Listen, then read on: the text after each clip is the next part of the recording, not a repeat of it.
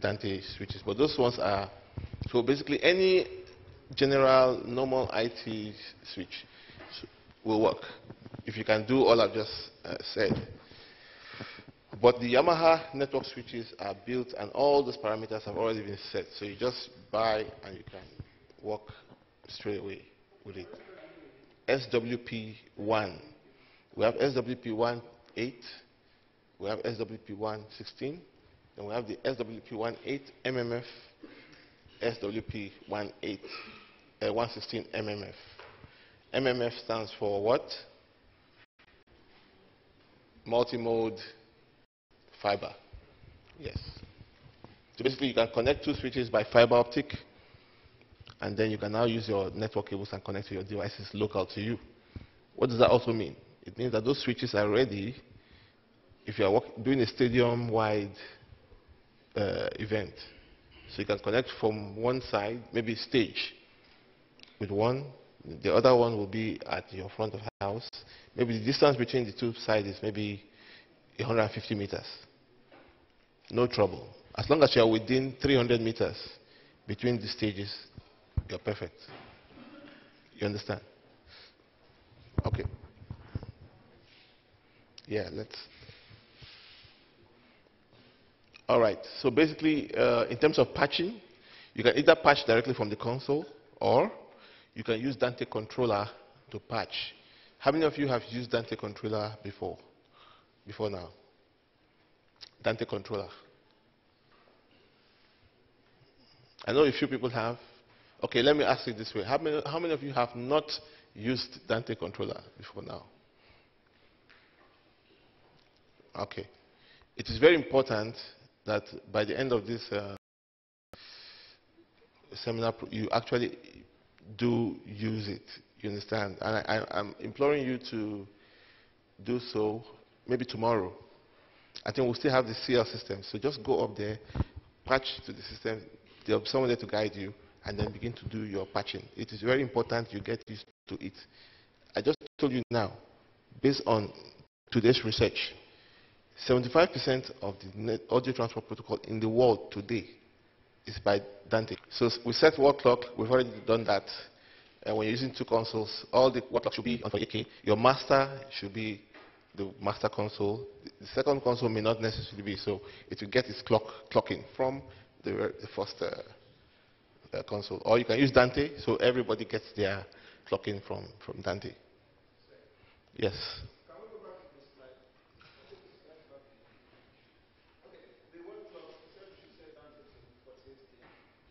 Not Dante to 48K, but set your word clock to, yeah. How do you mean affect the sound?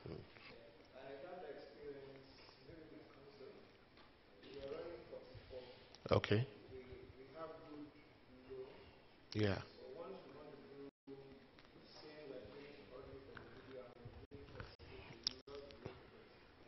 Are you kidding me? You felt a bit of a change. If there is a change, it should be for the better, but you know, because you have better resolution, theoretically, that's what I would expect. So I don't even know how to address that. But I'm not taking away from what you said, you know. Because if it does, and you perceive it that way, then maybe. But you know very well that theoretically, if you're taking more samples, you're supposed to be getting better resolution. Better resolution means better signal. So how that translates to a loss, I'm at a loss.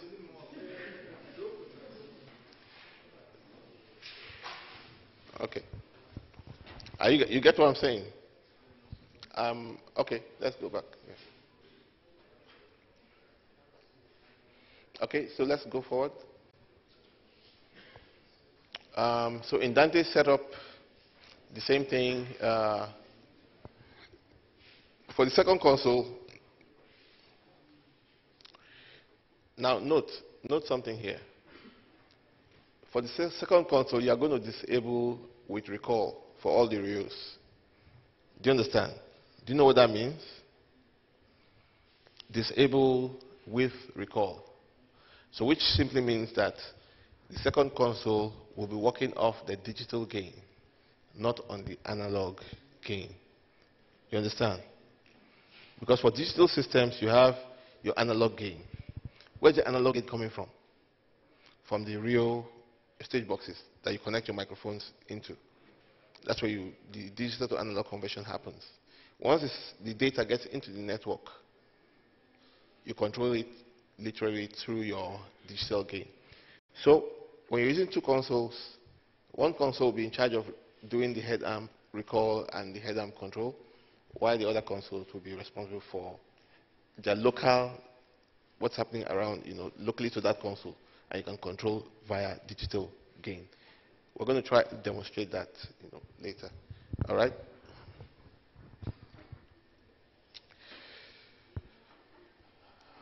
Okay, I think I've explained this already. So, all right, you need to, because of the new system, new console coming into the system with the settings, at that point, you need to resume or refresh the reel.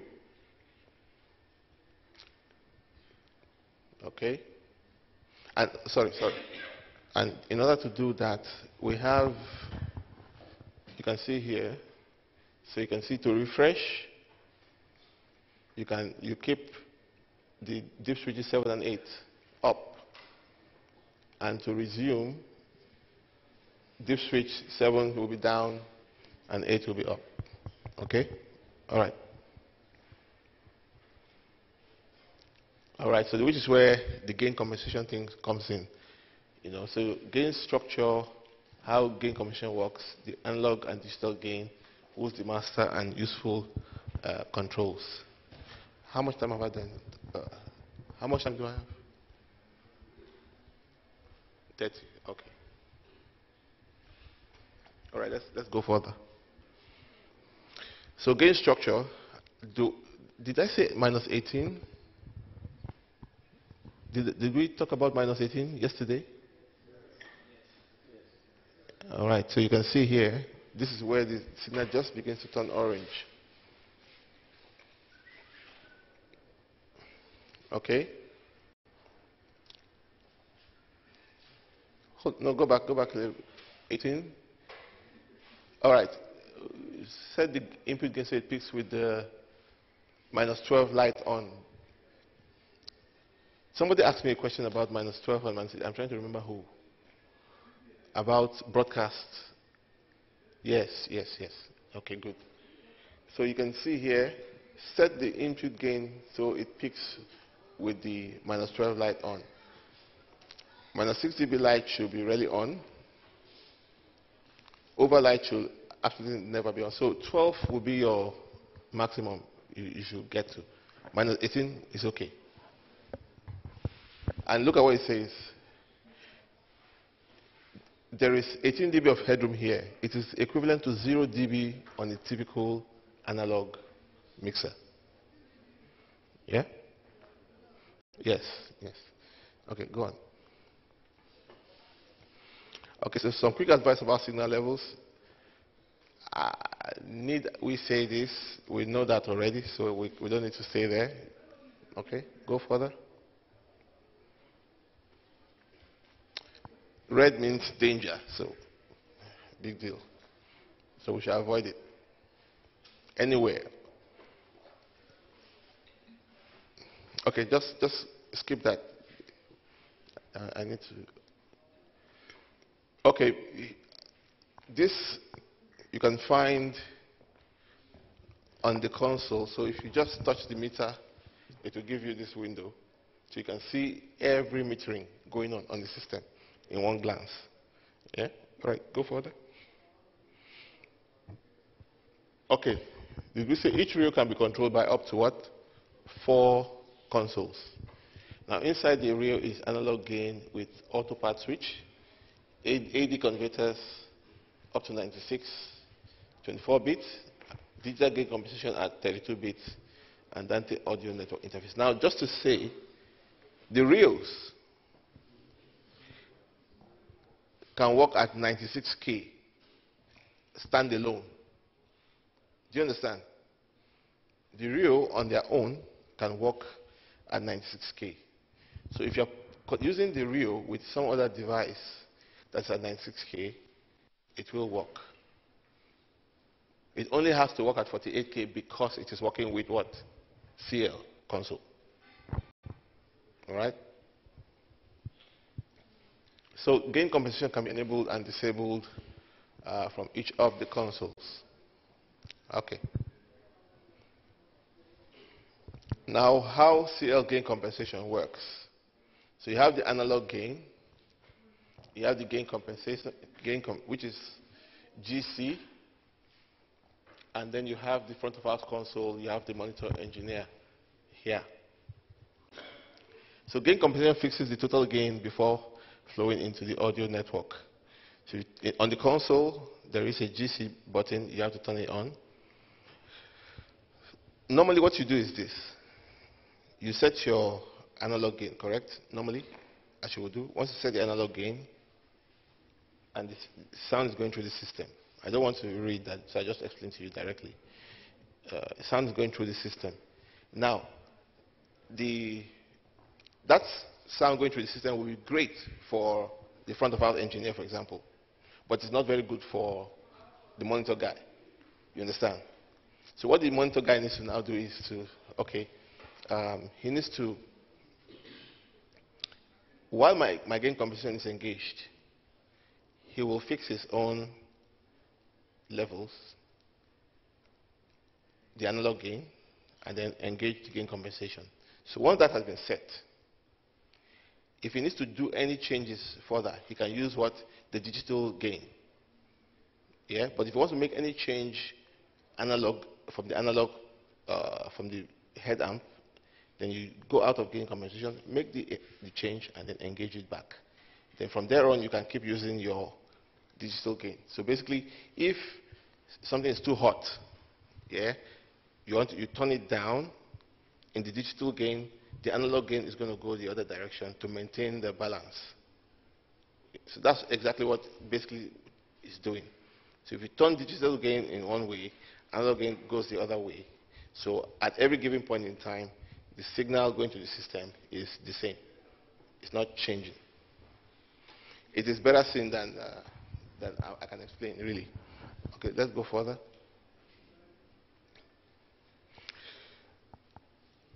So basically that process, what it does is improve signal to noise ratio and provide independent smooth level adjustment. Okay?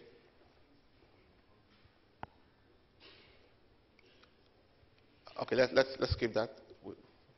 PM1D. Go further. 1 second. Let me see where I need to be.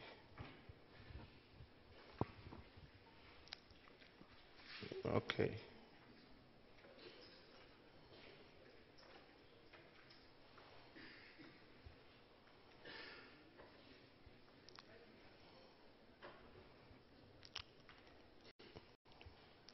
This is where I need to be. Hold on. Connecting other reels.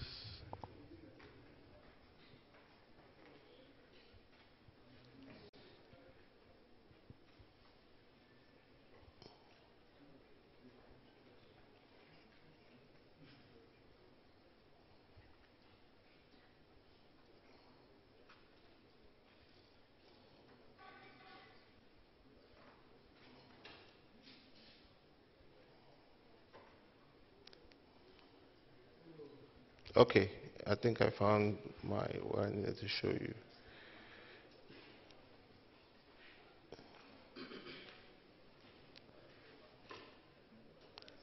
That's in management.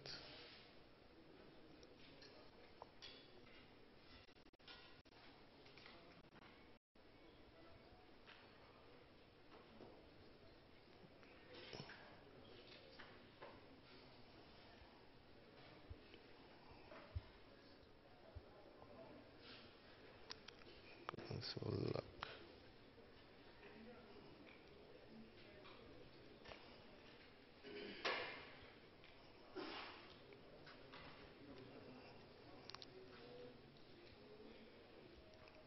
Okay.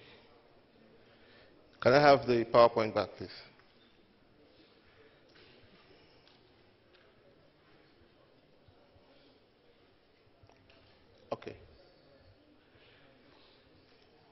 Yes. All right. Basically, parallel compression. Yes. So how many of us? I think I had this conversation with some of us before. If you're familiar with parallel compression and how you implement it. Yeah. How for those of us that use digital consoles, digital console is a big console. So how do you normally, if you do it at all, how do you engage parallel compression on a digital console?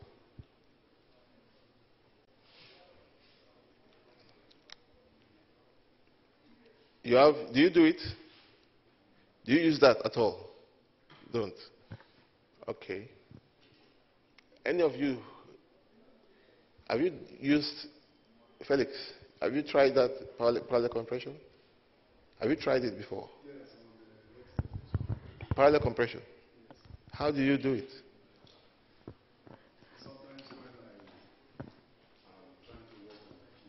Okay. Mhm.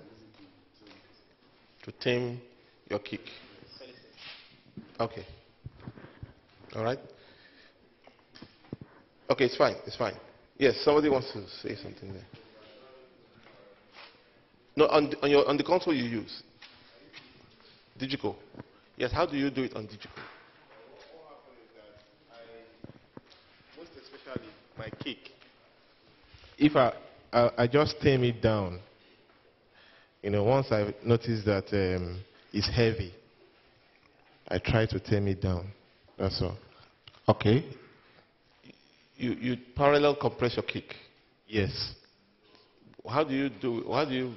What's the process? No, you don't understand what I'm saying. Yes. I don't put all of them in the same range. Okay. I don't put them in the same range. Once my kick is very, very heavy, All right. I just tame it down. Okay. Sometimes I use the graphical EQ. EQ, yes. Okay. I'm not sure we're talking about the same thing. Yeah. Okay. What you mean? Most of your desks don't allow. Okay, I know a friend that tries it on on the X32, but the way he does is he puts the kick on a separate bus, Okay. does the compression on that bus, then brings it back together with still sends that bus and what is it called, the main input channel together like that Yeah. to the mains. Okay. So most times, I'm not sure, but I don't think it does any actual compression on the original signal. It keeps that dry. The EQ and everything else stays that way. The actual compression is done on the bus, and then it brings it in like that. Okay. That provides some. But then the question, in fact, what you now say leads me to where I'm actually going. I talked about latency, right? Now, if I am sending one signal through path A, and then I'm sending another same signal through a longer path or shorter path, and then I need to combine them at the master bus, what happens with regards to comb filtering? You want? Yes. What happens? You get the picture. Bear in mind that with a desk like the X32, there's not so much, I don't remember the figures now, but the latency on that guy is not so serious. Yeah. This is a big boy. Once you start doing things like that, I mean, to deploy effects on this guy, you bring in a rack. Yep. So on X32, it's as easy as just kicking an effect from one corner and you're okay. Yeah. But when you start thinking large scale, I know that becomes a problem. You have to start thinking in milliseconds. I Yes. understand that. But Yeah. that's probably why you can get away with it. I don't do it, like I said, I don't do it. Yeah. But Yeah. when you get to a level, I think, yes, it actually starts to become a problem because the more of those things you do, the slower the signal gets. And that's... Yes. It will say there is. Okay. Good. Parallel compression. There's London. There's New York one. So each of those, they are trying to, we get it first. No, no, you got it first. No, we're the ones who developed it. So it's like that. So there's New York parallel compression, there's London parallel compression. I can do the New York one. It involves parallel compression along with EQing. You have to, yeah. Dynamic range, is to like reduce it. No, the purpose for parallel compression, I'm going to explain it in a second. Yeah, but yeah, like to address your question, there is New York parallel compression, there's London parallel compression. But generally, those two techniques is basically to reinforce the original signal so it doesn't fluctuate too much. It's very consistent and it is heavy, it is big, it's punchy. Remember in the first thing we did, I showed you the graph, the frequency response of modern music today. The low end is bigger than it used to be, right? So in order to get that low end to sound robust and big, parallel compress it. If you are privileged to be in some concerts where you have some world-class engineers working, the sound you hear is really record sound, as in mix, because they engage a whole lot of stuff. Parallel compression is certainly one of them. There are some engineers who swear by parallel compression. They cannot mix without parallel compressing. If you give them a console that cannot do it, they won't show up. But the point I'm trying, this is where I'm going with this. Parallel compression is for latency considerations. You need a console that has an inbuilt ability to compensate for the latency difference between those two signals. I don't know if Digico has that. I don't think it does. I'm grinning. Yes. It has. It has compensation engine.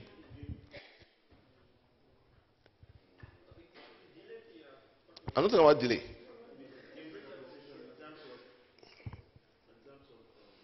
Basically, it's an engine within the system itself. It senses when signals are late or early.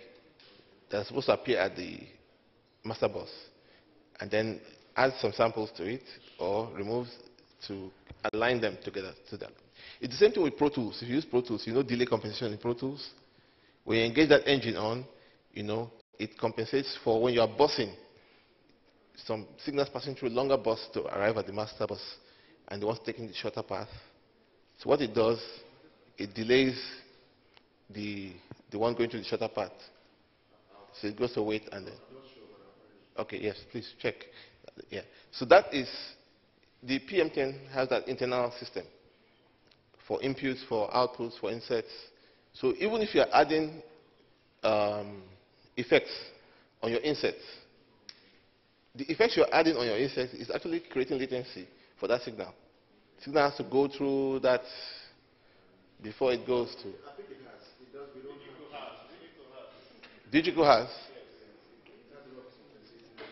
No matter how much processing you do, Yes. it doesn't really compensate at the output. Okay, good. If it does then, I expect Digital to have that definitely. So if it does, that's fantastic. So that's what I'm trying to say basically. So when you have, but for a console like, what do you call it? S32. We looked for it, we couldn't find it. We couldn't find it, what?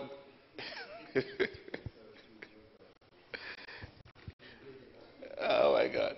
Now, but in the CL, unfortunately, the CL does not have a gain compensation engine. But then we would like to parallel compress on this console. How do you now execute that? And a lot of engineers actually do parallel compression on this system. How do they get away with it?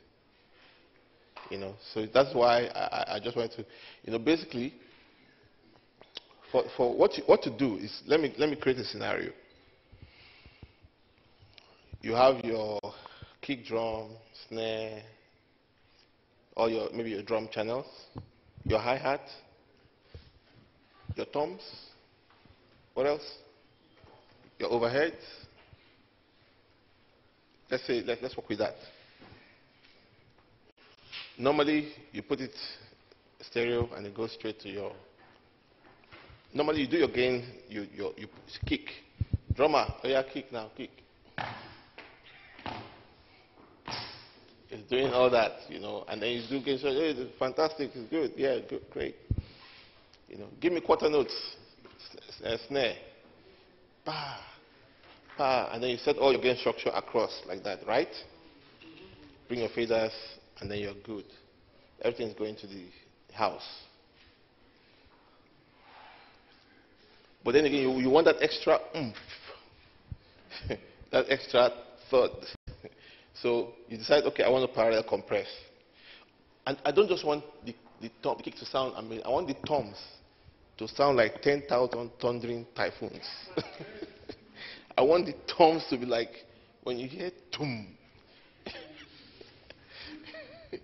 you feel like, yes, So I want to parallel compress my kick in, my kick out. What else?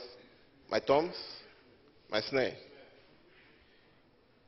Do I need to parallel compress my hi-hat, my crash? I don't need to parallel compress that. I want them to just come out clean. Because of the waveform, it's just going to be a mess for what you're trying to do. So once you've been able to get all that in place, you now send all that to a bus, which you call just your kick, your snare, your toms, to a bus, a stereo bus that you can call drums, drum left, drum right, kind of. Which means that you're sending center channels should be center channels. If the pan should be reflected in the mix buses you send it, correct? Good. So that is that. Send those signals again to mix 3 and 4. Do you understand? Now, when you send them to mix 1 and 2 the first time, you're going to do what? Deselect the stereo sends. So the signal is not going through your master out anymore. It's only going to go through your master out from the bus. Yeah? The same thing with 3 and 4. It's just a copy. So at that point, they're all arriving their buses at the same time. Meanwhile, before they do that, you've already put your effects, your gating on the individual channels. You're getting a good sound first. Good EQ, good, all that is done. You now send it to your mixes.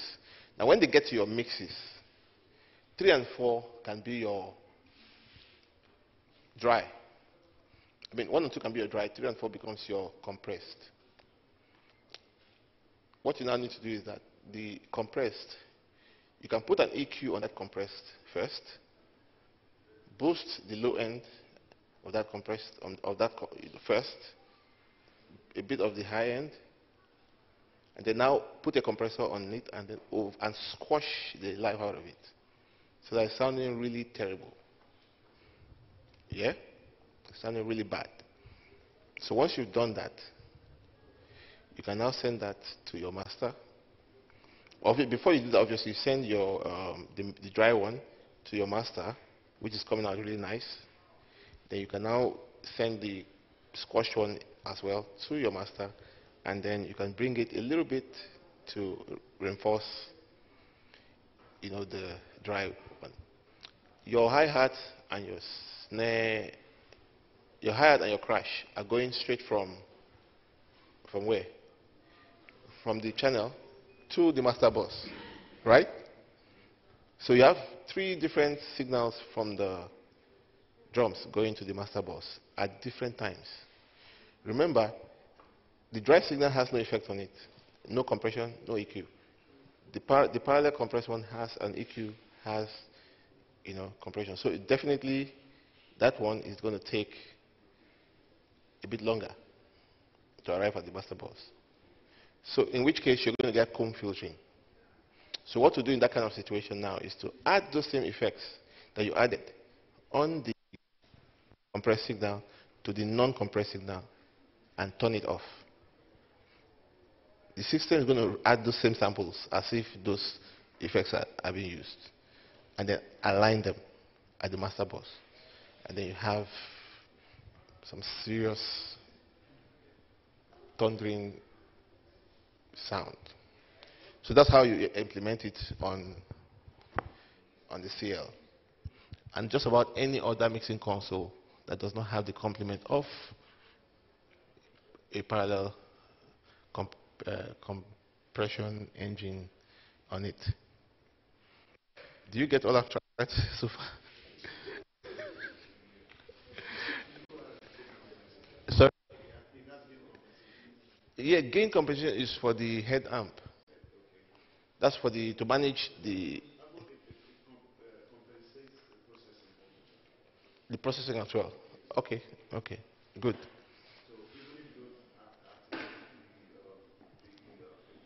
Yes. It still does that, yes. Exactly what Reverse does as well. So we don't need to do all this, go to heaven and come down just because I want to parallel compress. You just put it on and it does all the, yeah, delay compensation.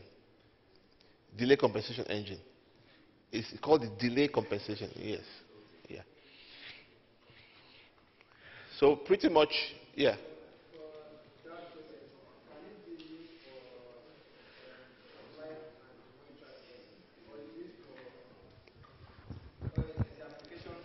Front of house.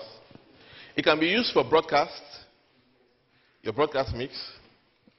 If you want to get a serious broadcast mix, you can do that as well. You can use it for your monitors. Why not? But you know, at the end of the day, monitoring is about giving the talent enough to work with. You know, so I don't know how many monitor engineers will necessarily be parallel compressing. You know, but for broadcast mixes, for FOH, you want to do that. Not just for drums, for vocals. You know, you parallel compress your vocals, you can give it one extra, you know, it's very present, very strong in the mix. Now, when you have done all of that, then you now do your mix bus compression. Your mix bus compression needs to work in sympathy with the music that is going on. Well, how do I mean? It's just that that was not the focus of this seminar, but you know, you can time align the tempo of your track, of your music, to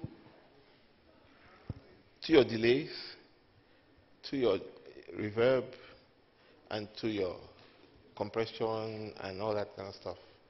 If you get the BPM, there's a formula you can use to work out the time value for quarter notes, 8 notes, crotchets, and all that.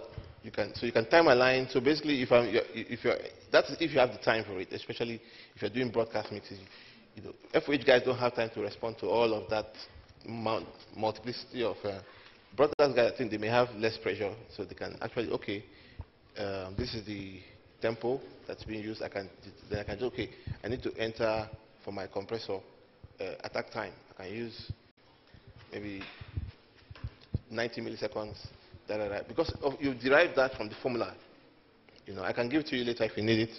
You know, and then you can enter. Your mix will be like a glue, because your compression is working in sympathy with the track. You know, your delays, your reverb, and everything. You know, so working as a front of house guy, sometimes you can, and if you know that that's something that happens every time, maybe like, you know, during praise and worship, we know that roughly they'll be working at maybe 100 BPM. You can save in your libraries timings, compression for that BPM. Even if they are working at 110, it is better, you can recall 100 BPM, uh, timing settings for than just walking, you know. But if you obviously, the more experience you are with compression, uh, delays, and all that kind of stuff, you can actually use your, what do you call it, the gain reduction meters to determine the tempo of of of what's playing, of the music you are processing. You know, but it'd be handy to get that formula. I have it here somewhere. So when you're mixing, so if I'm mixing a track, record, or whatever, I have to work like that. You know, so you just feel everything just glued together, because delay is not all over the place. Compression is not, you know, it's just working like that. Yes.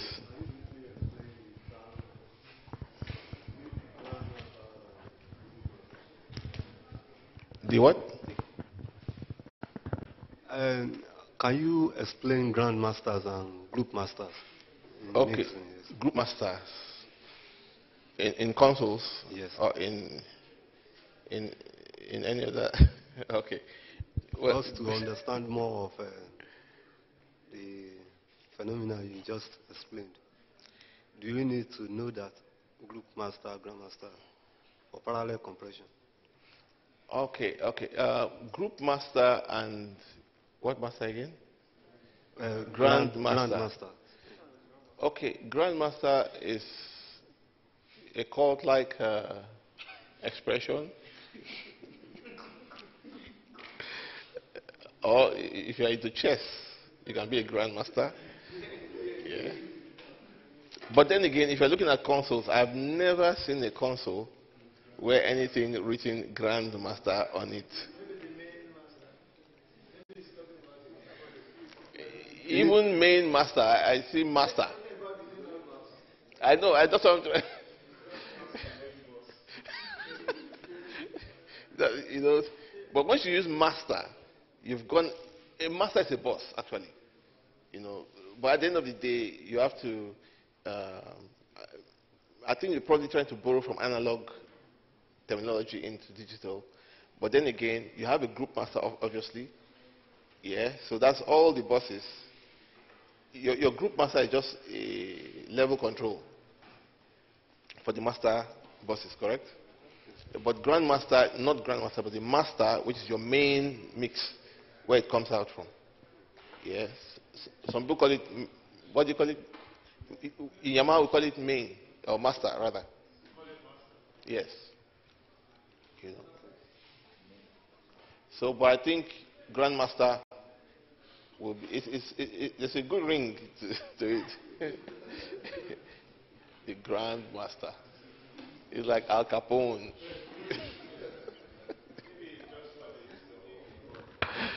I know, I know. That is a, you just come up with that. It's fine. Grandmasters are good. Yeah, so I was talking about getting a cohesive mix using parallel compression techniques, using time aligning your, your program material to the tempo, and using that value to determine what attack time, delay time, release time, and all of that to apply, you know, to get, to get a good mix for anything. It's a disciplined process, you know, and it takes your heart and your soul. So if you come to church one day and just, okay, let me just raise this one, raise that one, raise that one. Okay. Are you hearing? Yes, thank you. Bye.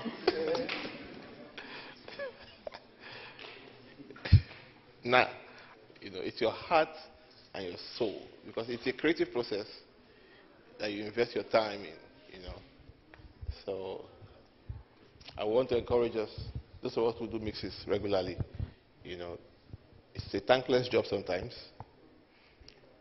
but your reward is in heaven.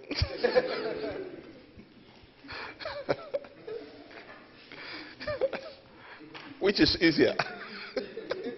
You know what I love about Jesus Christ? He will ask, which is easier? Eh?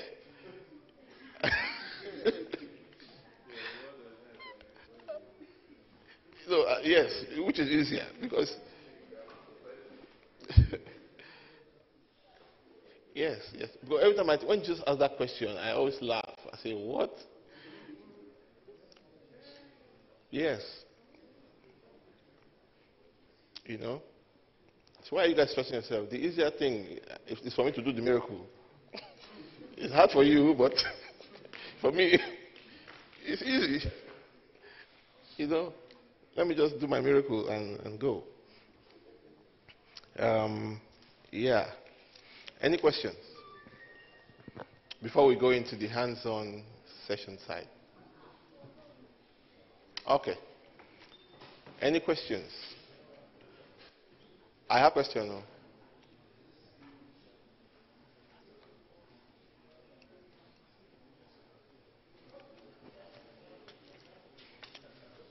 Okay, okay. Yeah. Oh, okay. Oh.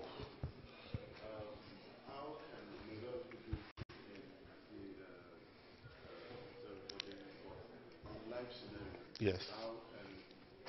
Implement.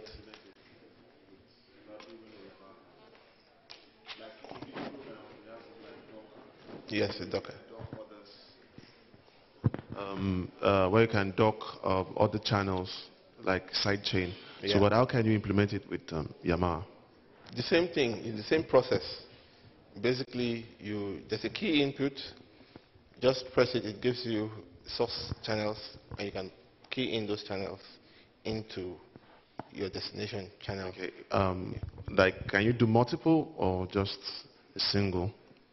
By definition, side chaining has to be one source controlling the destination channel. Okay. But is it possible to use like this principle of just like what you just explained and parallel compression using a bus to implement? Like, I want a situation where my lead vocal is always on top of my vocals, no matter what, and dock probably on the master bus, on a particular backup bus or something, Okay. having the maybe the lead docked with the group of the backups docked with the lead. Is it possible? Okay, so basically, you're talking about docking buses. Yes. That sounds funny. Yeah, you can, because once you can access a dynamic processor within, you can access mixes and channels. Okay, but I don't know about Yamaha consoles. Do they have that? Can you do that on the That's bus? what I'm saying. You can do it. You can do it. There's side chaining on the CL, QL consoles. So you can access mix buses, you can access channels in both ways. Yeah. But you know the essence of docking now. Like, docking can be very useful for. Why would you dock? Or why would you use sidechain? I mean, you give a scenario already. You know, you want to, in a situation where the guitars occupying nearly same frequency range like your vocals. So basically, at a certain point, when the vocals need expression, they can just come in and dock the guitar, and they have, and then when they're done, the guitar can come back up. So that's possible to do. But we have another way of doing it. Actually, we use what they call dynamic EQ. Dynamic EQ. So that one actually, you can put the EQ on the guitar, key in the vocals, and force the guitar to dock within certain frequency ranges. So you're not just wholesale. So you're looking at that sensitive point where they occupy the same, and then you just specify that frequency and docks there. The other side of the guitars can still, but it's not going to be occupying same real estate like before. So the dynamic EQ that can be used for that as well. The CL can be used as, okay, one of the other things I think I was trying, the mixed bus compression. Mixed bus compression is very, very important. Very, very important, because that is where you create a signal with very with low crest factor. I was discussing that with you before. A signal or a mix with low crest factor. I know what I mean by that, low crest factor, meaning that the peak and the average each other, right? That signal will be louder than the same equivalent signal where you have much more peaks and you have so you need your mix bus compression, which you put in your mix to actually create that extra punch in the mix before it goes to broadcast or before it goes to the front of house. You know, so I don't know what kind of processing would you use on your mix bus compression currently?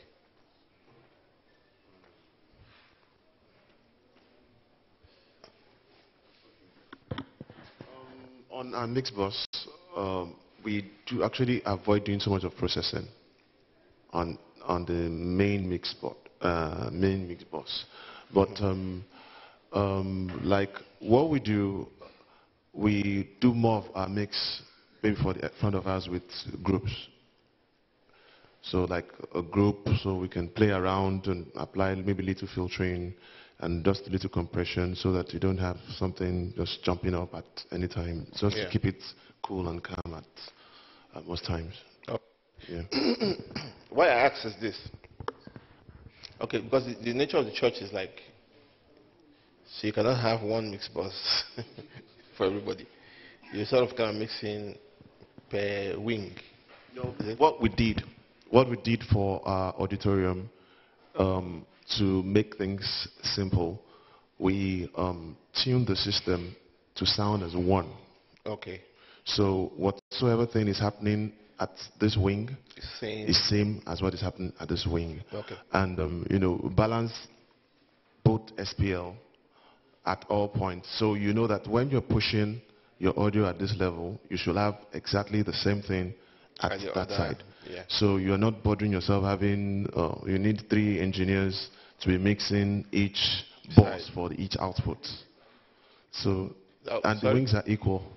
Okay, equal. Yeah. So you don't need a trinity of engineers to be doing that. Okay, fantastic. Now, okay, which leads me to why, when I say processing on mix bus, I mean, because that's one compressor. Okay. That goes, because if you said, for example, there's a compressor per bus on the console. In fact, you have, you can add more. You can do a lot of stuff with. Okay. So you have enough, you have quite a lot of processing you can do on any bus. Yes. Yes. So, okay, the interrogation is saying, okay, for example, you have, so there is a bus that is feeding each of the wings. No. Or one different bus is feeding each. No. Okay. One master bus. Yes. Okay, actually, because it's kind of not, I won't say complicated auditorium. Now, a master bus is the same mix, but we created a duplicate master bus. So have like a left and right and another replica left and right. Okay. So the only thing we do is we have the center and the arms. So, but the same mix. Yes. Just like sending a matrix mix. So it's the same mix. Good. And still the same mix that goes for outdoor. So we don't have multiple mixes. It's just one mix. Yeah, that one mix that can be sent to. Yeah. Wherever it needs wherever it needs to get to. Okay. So that means there's a unified point. Yeah. And that fits anywhere. Yeah, okay, definitely. Good. So why, when you're using what do you call it, a mixed bus compressor? Okay. You know that actually we have a mix. I'm not always the one on FOH, yes. But on the FOH sometimes you do some little compression. Okay. Because of trying to maintain a particular dynamic range. Yes. Because our pastor uses more of a lavalier yep. at all times. So you need to balance the level at most times within the auditorium. Okay. So just so that we can have a very good a dynamic range at all time, especially not for the center wing, center clusters, but for the arms. So that's the only place we have. You have your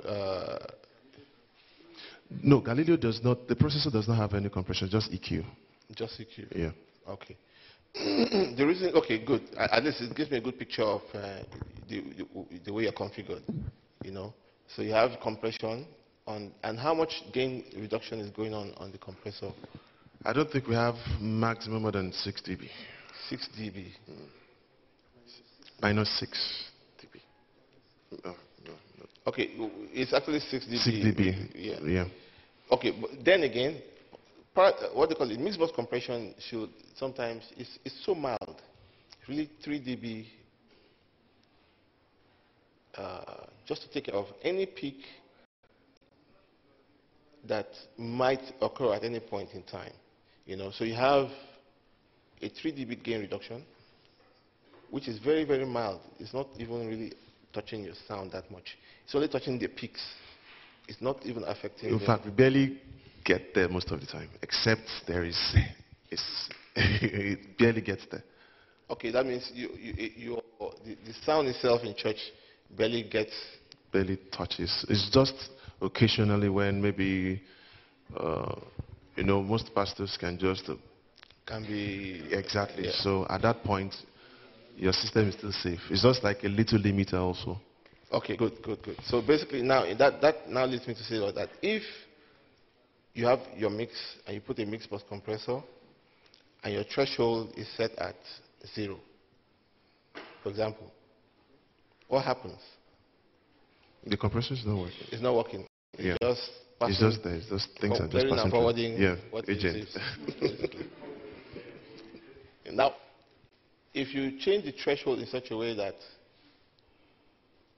that excitable moment, if it does happen, or peaks, or maybe this is what I'm trying to say basically. Yeah.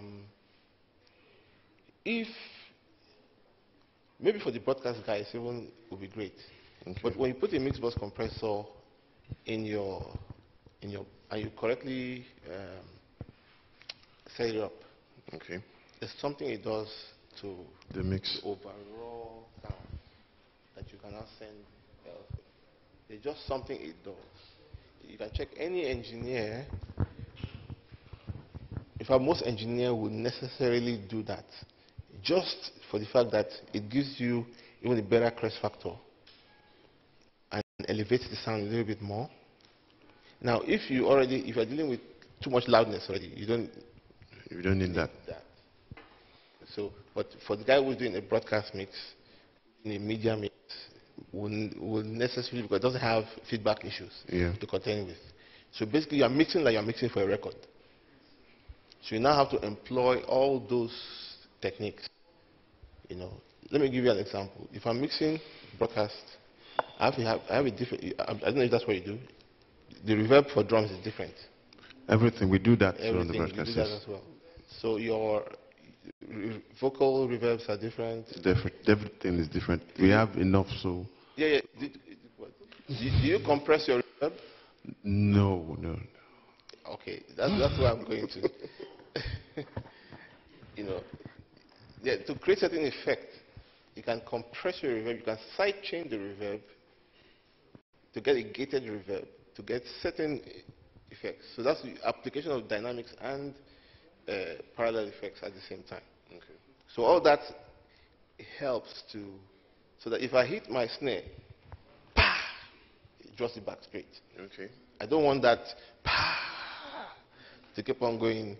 I know you can use your reverb time to, but then I want that effect. You would not hear it, but cumulatively it is affecting the way the sound sounds. Then look at my pre-delay. The distance between my direct sound and early reflection. That distance creates a separation and distinction. So if I want to situate my kick, my snare in space, to make it, it will be so focused.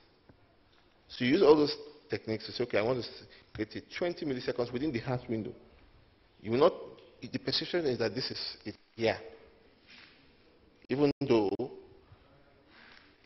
it is a psychoacoustic principle. Okay. So that you can use all those techniques to actually glue the sound together. I wish I could show you some of my sessions. Okay. The convolutions I do in terms of my effecting and stuff. You know, there's a way I go about it. So which is why broadcast mixes, especially in Nigeria, if you're using a digital board, your broadcast mix should sound like X Factor. Every day, every time, all the time. You get what I'm saying? And to arrive at that point, you necessarily have to do all those extra processing. We shall talk about that. Okay. You know, but thank you for indulging me. Thank you. I think we can move to the answer session now. Sorry, guys. Okay. Thank you very much, Mr. John. Please, a round of applause for him, please.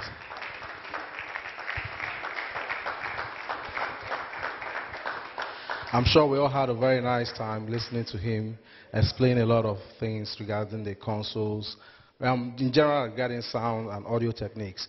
Within the next 1 hour, we would want to have like a hands-on session, because basically we've been talking about these consoles and these mixes, and I think that time has come for us to actually apply or to implement everything that we've heard here.